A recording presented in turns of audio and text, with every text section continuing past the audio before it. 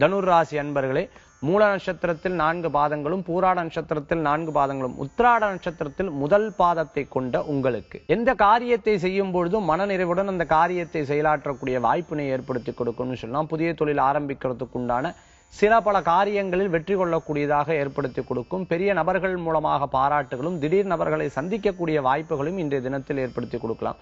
மேல் அதிகாரியின் மூலமாக சில பல செய்திகளை கேட்டு அதன் பிரகாரம் நடைபெற்று நல்ல பேர் கிடைக்கக்கூடிய வாய்ப்புகளும் ஏற்படுத்தி கொடுக்கலாம். எண்ணற்ற முன்னேற்றங்களை கொண்ட நாளாக இன்றைய தினம் உங்களுக்கு தோன்றும்.